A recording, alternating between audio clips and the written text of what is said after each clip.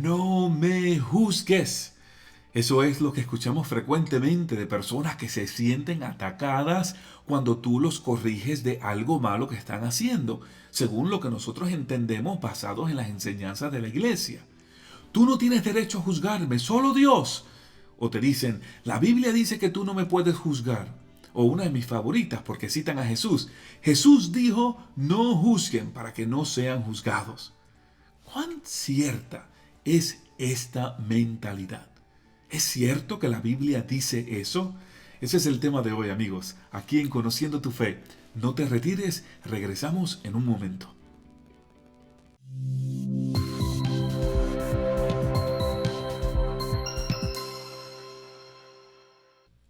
Hola amigos, te habla Andy Colón, profesor de Apologética Católica en la Diócesis de Arlington y doctor en Jurisprudencia en los Estados Unidos. Bienvenidos a mi programa Conociendo tu Fe, donde exploramos temas de espiritualidad, moralidad y teología para crecer en conocimiento, fe y en gracia, con la esperanza de amar las riquezas de nuestra fe católica cada día más. Antes de continuar con el programa de hoy, me gustaría que te suscribieras a este canal, le dieras like al video y lo compartieras con tus amigos en las redes sociales. Nuestro deseo es llegar al mayor número de personas y solo tú nos puedes ayudar. Mientras más likes tenga este video, más YouTube lo va a promocionar. De antemano, gracias por apoyarme y por apoyar este canal de formación católica. Ahora, vamos a hablar sobre este asunto interesante de no me juzgues, el de no juzgar. ¿Tiene razón la gente cuando dice que usted no los puede juzgar? Esto se da en muchos contextos, pero uno de mis favoritos es cuando lo escuchamos de parte de católicos que no practican su fe católica. Se llaman católicos, pero no la practican. Viven en una vida de pecado o quizás en alguna inmoralidad. Y si tú te atreves a mencionarles que están haciendo algo mal, lo primero que te dicen es, no me juzgues. O sea, algo equivalente así como que, cállate, no te metas en mi vida. Pero para no decirte cállate, no te metas en mi vida, tratan de esconderse detrás de Dios para silenciarte. Por eso es que citan la Biblia y por eso es que citan a Jesús, para dejarte saber que tú no tienes el derecho de comentar sobre el mal o la inmoralidad que están haciendo. Esto también lo vemos en otro contexto bastante parecido. Este también es uno de mis favoritos. Este es cuando se da entre católicos, pero estos son diferentes. Estos son los católicos que no se pierden una misa, que son los líderes de grupo, se confiesan y comulgan 20 veces al día, una exageración obviamente, pero cuando tienen que darle el voto, digamos, a un candidato político abortista, o cuando tienen que mentir en sus impuestos federales, o cuando tienen la oportunidad de tirarse por ahí un adulterio, lo hacen sin pensarlo dos veces.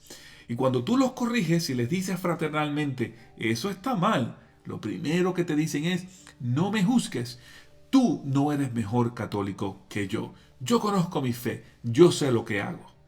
Ay, ay, ay, qué problema tenemos, inclusive dentro de nuestra iglesia. Pero realmente la Biblia dice que uno no puede juzgar la conducta que está mal y que directamente viola las enseñanzas de Jesucristo y de su santa iglesia. ¿Realmente la Biblia requiere que ante la conducta pecaminosa o inmoral de las personas nos quedemos callados? O sea, que si yo tengo un familiar o un amigo querido que se comporta de una manera pecaminosa o inmoral, según las enseñanzas de Jesús o de su santa iglesia, nos enseña la Biblia que no podemos comentar y que nos tenemos que quedar calladitos, porque calladitos nos vemos más bonitos. Por supuesto que no, hermanos. Esto es una mentira diabólica que se ha tragado el mundo, sobre todo este mundo en que vivimos, que lo único que intenta es hacer silenciar a los cristianos para que no hablen del mal. ¿Por qué? Porque eso le conviene al demonio, que usted se calle y tolere el pecado. ¿Para qué? Para que el pecado siga creciendo por el mundo y la gente continúe condenándose. Y esto es obviamente una falacia total. Esto es una mentira total. Es más, cuando le decimos a alguien, que es lo más irónico de todo, no me juzgues, realmente estamos ya haciendo un juicio nosotros sobre esas personas. Así que no se traguen el cuento. Vamos a hablar hoy sobre este tema porque uno de los pasajes favoritos, predilectos de las personas que dicen no me juzgues es Mateo capítulo 7, versículo 1 al 5. Y yo quisiera hoy leer este pasaje con detenimiento para estudiarlo y ver exactamente lo que Jesús nos está diciendo. En ese pasaje Jesús dice, no juzguen a los demás y no serán juzgados ustedes, porque de la misma manera en que ustedes juzguen, así serán juzgados. Y la misma medida que ustedes usen para los demás será usada para ustedes. ¿Qué pasa? ¿Ves la pelusa en el ojo de tu hermano y no te das cuenta del tronco que hay en el tuyo? Y dices a tu hermano, déjame sacarte esa pelusa del ojo teniendo tú un tronco en el tuyo. Hipócrita, saca primero el tronco que tienes en el ojo y así verás mejor para sacar la pelusa del ojo de tu hermano. Unas palabras bastante fuertes por parte de nuestro Señor. Pero lo cierto es que este es el verso más comúnmente citado por las personas que respaldan este mantra de no me juzgues. Pero, ¿de qué estaba hablando exactamente Jesús aquí? ¿Estaba diciendo que nunca podemos juzgar nada en la vida en lo absoluto? Obviamente no, hermanos. Porque si fuera así, ¿cómo podríamos saber lo que está bien y lo que está mal si nunca podemos juzgar nada? Si bien a muchos católicos les gusta citar Mateo capítulo 7, versículos 1 al 5, frecuentemente suelen ignorar otros pasajes bíblicos que dicen todo lo contrario sobre juzgar.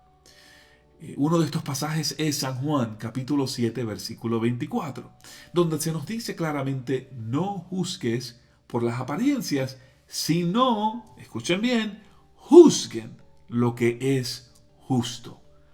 Ahora entiendo, ¿verdad? En Mateo Jesús nos dice que no juzguemos, pero en el Evangelio de San Juan, Él específicamente nos dice que juzguemos. ¿Pero qué es esto? ¿Es una contradicción?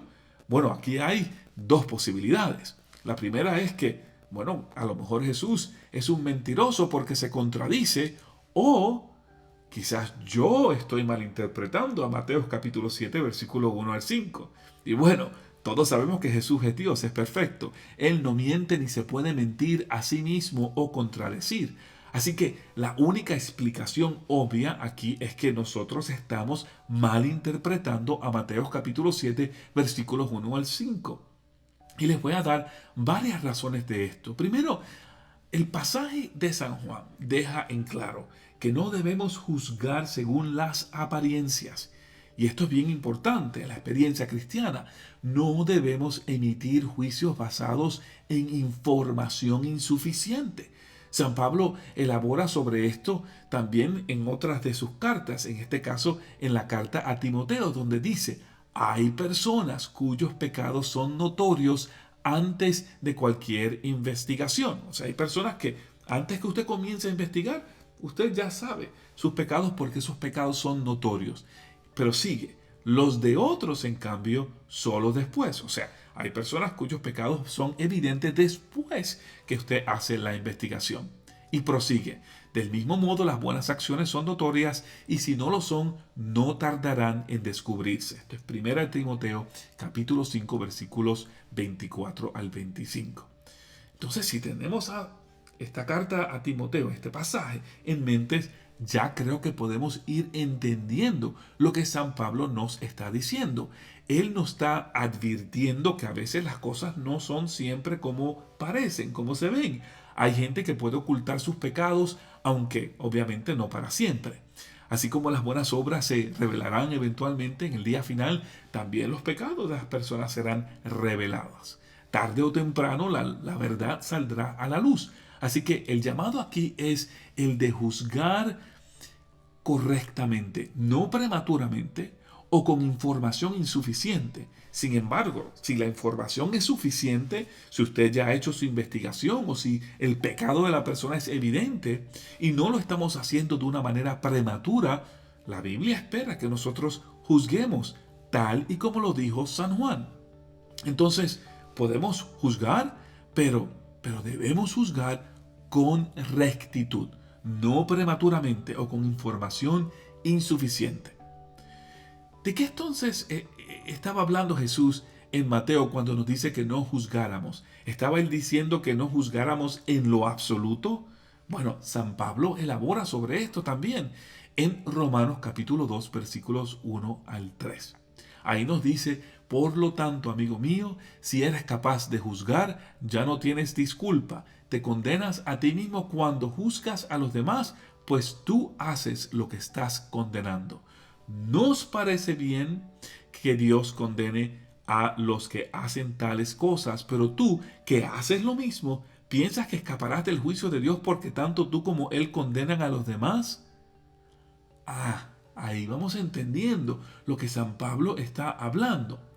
La clave aquí es ¿qué? Es esa hipocresía. O sea, cuando nosotros juzgamos a los demás, pero hacemos exactamente lo mismo. Y si miramos las palabras de Jesús en Mateo capítulo 7, versículos 1 al 5, y las comparamos con las palabras de San Pablo en Romanos 2, 1 al 3, vemos claramente lo que Jesús está condenando aquí. Jesús está condenando no el juzgar, sino la hipocresía, cuando juzgamos aquellas cosas que nosotros mismos estamos haciendo. Algo de lo que Jesús habló muchas veces en su ministerio. Es obvio y lógico que Jesús no está condenando el juzgar de una manera absoluta, más bien está condenando la práctica popular de condenar la conducta de otros cuando estamos haciendo lo mismo. Como dijo Jesús en Mateo capítulo 7, versículo 5, hipócrita, saca primero el tronco que tiene en tu ojo y así verás mejor para sacar la pelusa del ojo de tu hermano.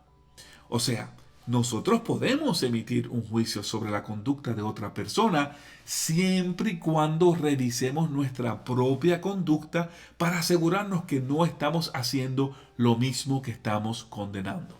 Como dice Efesios capítulo 5 versículo 11, no tomen parte en las obras de las tinieblas donde no hay nada que cosechar. Al contrario, denúncienlas. O sea, hay que denunciar lo que está mal. No formemos parte de ellas, pero tenemos la responsabilidad de denunciarlas.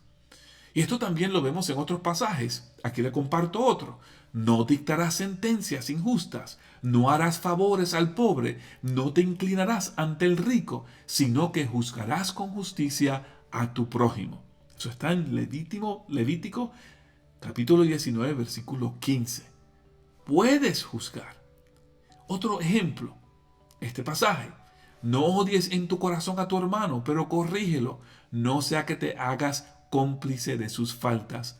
Corrígelo. Levítico 19, 17 nos dice que tienes que corregirlo, porque si no lo corriges, tú te haces cómplice de sus faltas. Ahora, ¿cómo tú puedes corregir una conducta que tú mismo tienes? Eso sería la hipocresía que habla Jesús y condena Jesús en Mateo capítulo 7. Y así sucesivamente. Esto es lo que tenemos que tener en cuenta, pero hay más, hay mucho más que decir. Otro punto que quiero mencionar es que hay que entender lo que juzgar significa en el idioma hebreo y griego para poder entender lo que la Biblia nos está diciendo. En el Antiguo Testamento la palabra usada para juzgar es shapat. Esa palabra no tiene el mismo significado de juzgar en los idiomas modernos, en los lenguajes romances de ahora, como el inglés, el español, el italiano, etc.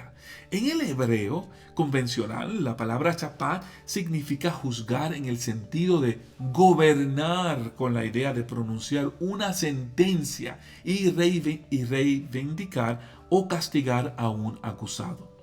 Es como cuando un juez decide la última palabra en asuntos para establecer un orden en la sociedad. Eso es lo que la palabra shapat significa en el Antiguo Testamento. Y aquí les voy a dar varios ejemplos. Aquí está un pasaje que les estoy compartiendo. En aquel tiempo la profetisa Débora, mujer de Lapidot, juzgaba a Israel. Ella juzgaba al pueblo de Israel. Se sentaba bajo la palmera de Débora entre Rama y Betel en la montaña de Efraín, y los israelitas subían donde ella para obtener justicia. Jueces capítulo 4, versículos 4 al 5. Es más, en este contexto del Antiguo Testamento, el juzgar se consideraba como algo bueno y deseado. Y esto es lo que vemos en Primera de Reyes capítulo 3, versículo 9, que estoy compartiendo con ustedes también. Ahí nos dice, concede pues a tu servidor que sepa juzgar a tu pueblo y pueda distinguir entre el bien y el mal. ¿Quién podría en realidad gobernar bien a un pueblo tan importante? Estas son las palabras de Salomón, pidiendo sabiduría para poder juzgar a todo un pueblo.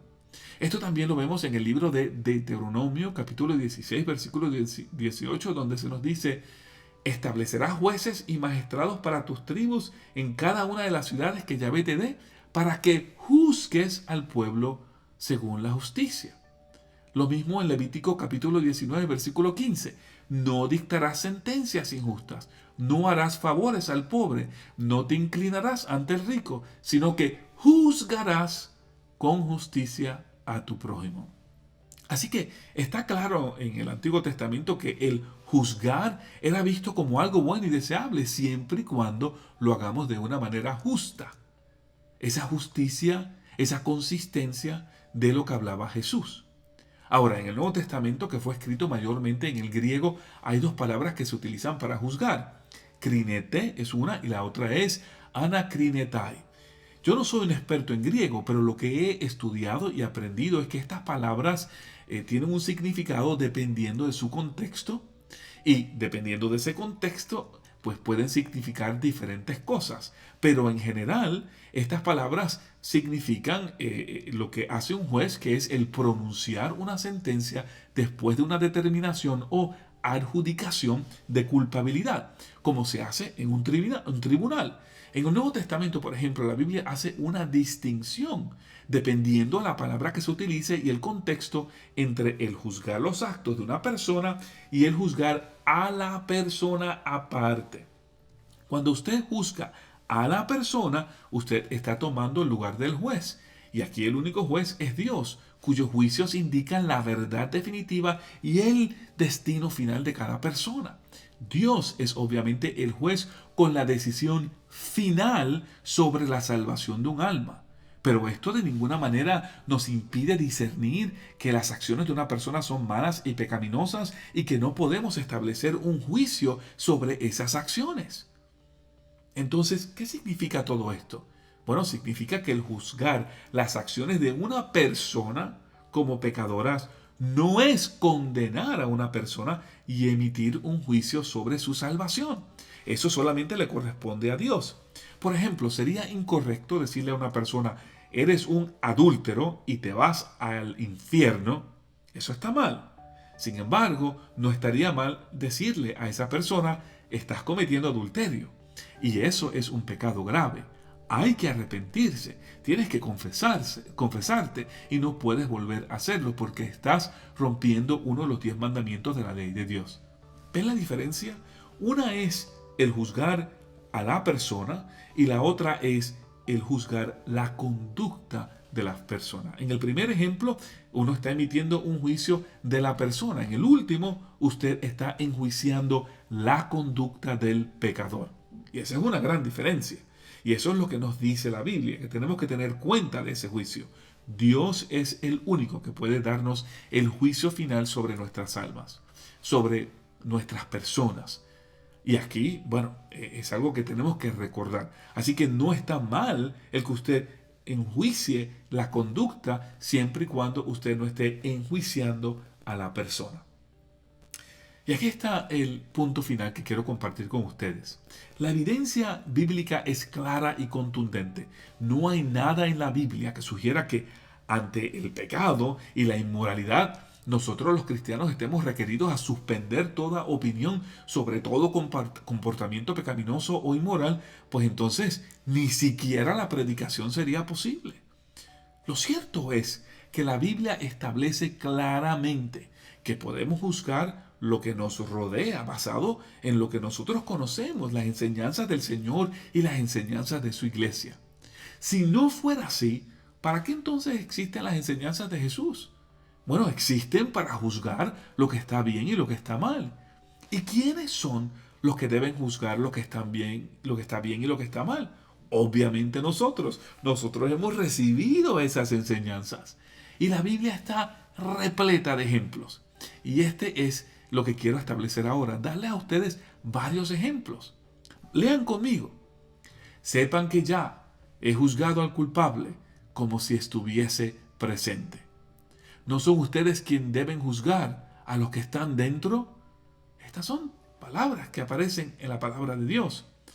Pablo hizo juicios y muy duros. En 2 de Timoteo capítulo 3 versículos 8 al 9, él dijo, del mismo modo que Janés y Jambres se opusieron a Moisés, él los nombra por nombre, también ellos se oponen a la verdad.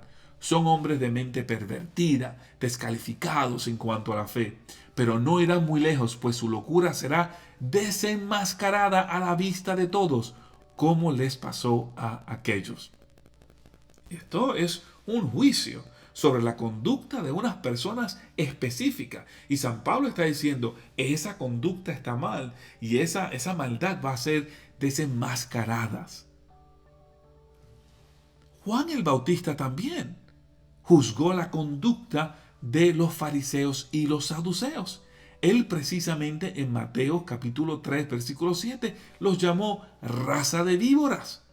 Los juzgó y los juzgó muy duro. ¿Pero qué estaba juzgando él? ¿El alma, la finalidad del alma de esas personas? ¿A esas personas en su criterio personal?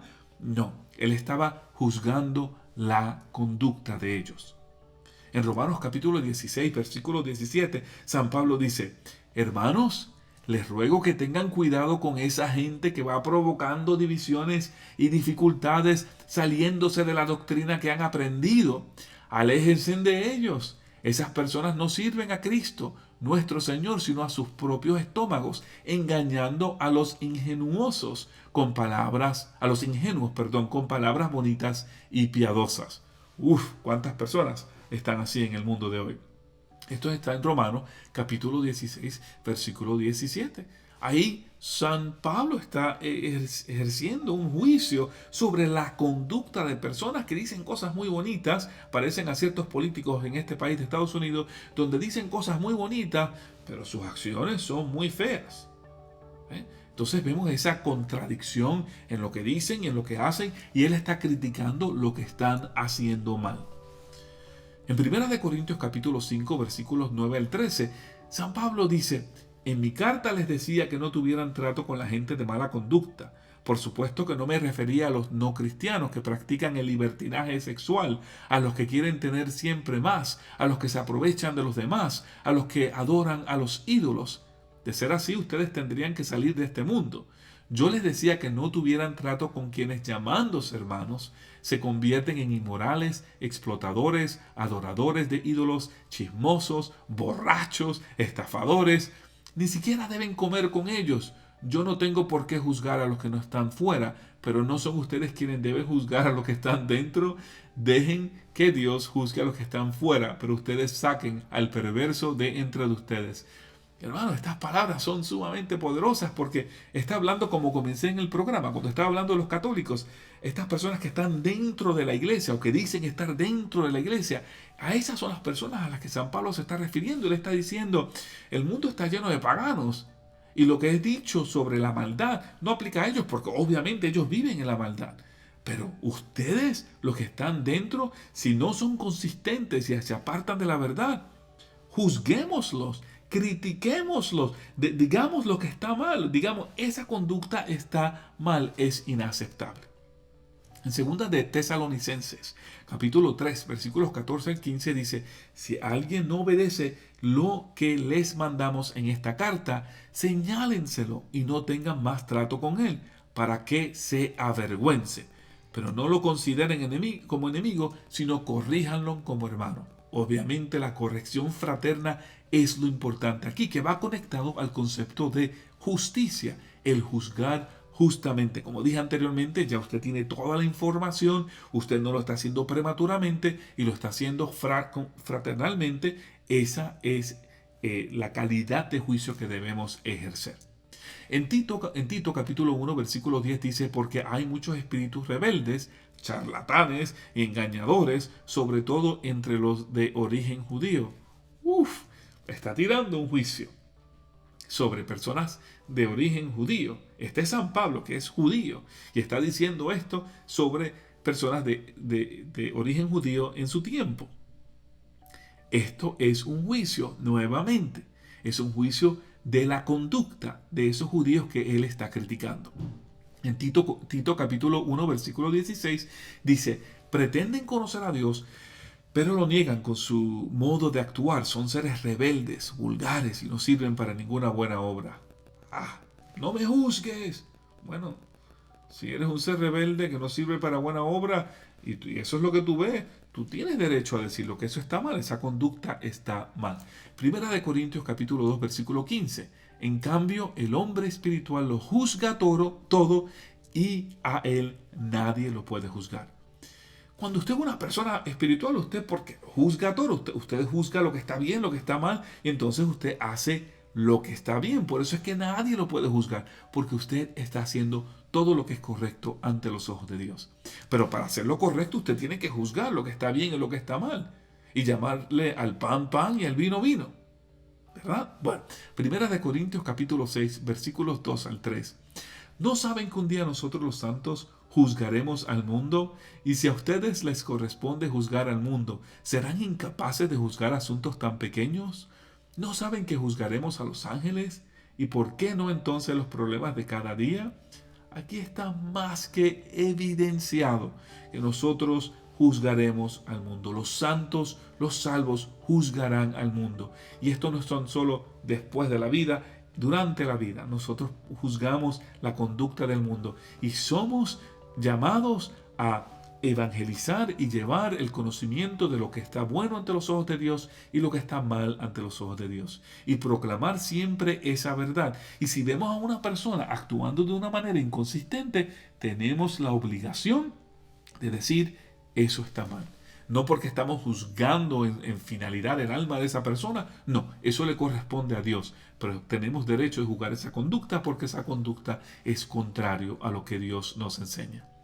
Y te podría dar miles y miles de citas bíblicas que hablan sobre el juicio y el juzgar, pero aquí lo importante es recordarnos que no podemos caer en esa mentalidad secular de no me juzgues. La sociedad secular y muchos católicos de hoy no quieren escuchar que le digas cuando sus acciones son inmorales o pecaminosas. Ellos actúan con este mundo como si fueran parte de este mundo. Para ellos lo que ellos ven es lo que hay y no piensan que algún día vamos a llegar a un juicio final donde tendremos que rendir cuenta por el bien y el mal hecho. Aunque te lo hayan dicho o no te lo hayan dicho, tenemos que dar cuenta de ese mal. Por eso es que estamos como estamos, hermanos. Porque nos hacemos cómplices de cuanta injusticia y pecado interno nos rodea. ¿Por qué? Porque nos quedamos callados, porque no somos valientes, no nos atrevemos a decir con valentía lo que está mal y lo que está bien. Porque no tenemos la valentía de llamarle pan al pan y vino al vino.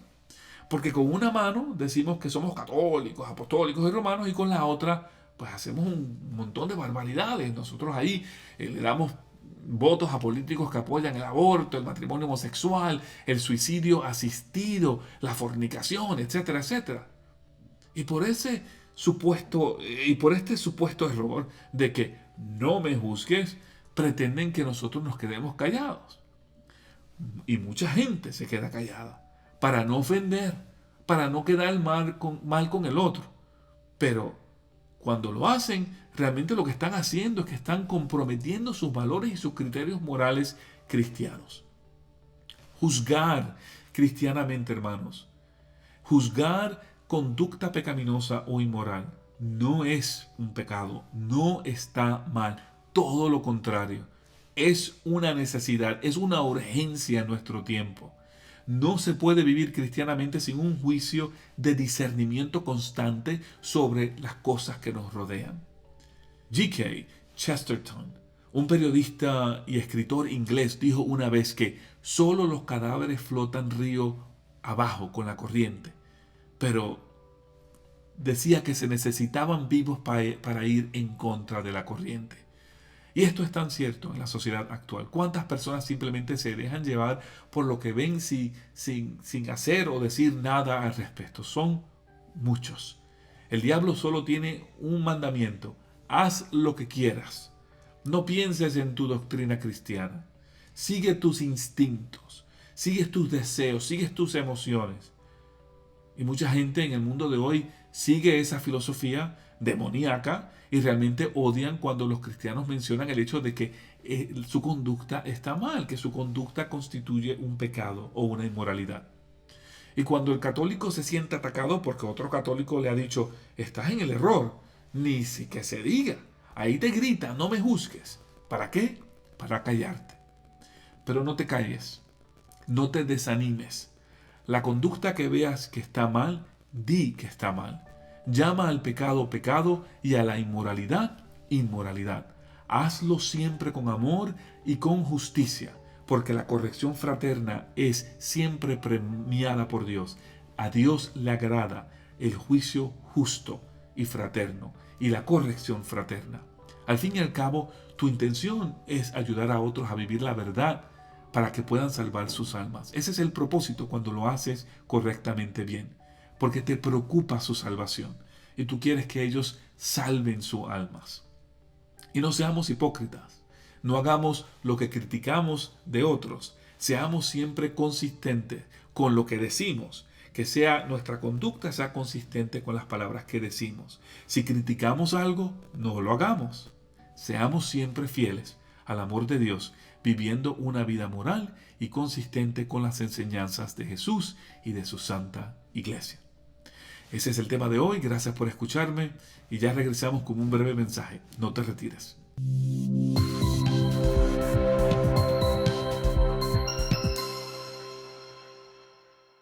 Hola amigo, espero que te haya gustado el video. Si te gustó, dale like, compártelo con tus amigos en las redes sociales y te invito a que te suscribas a mi canal. Mientras más personas le den like y compartan este video, más lo vamos a poder promocionar en YouTube.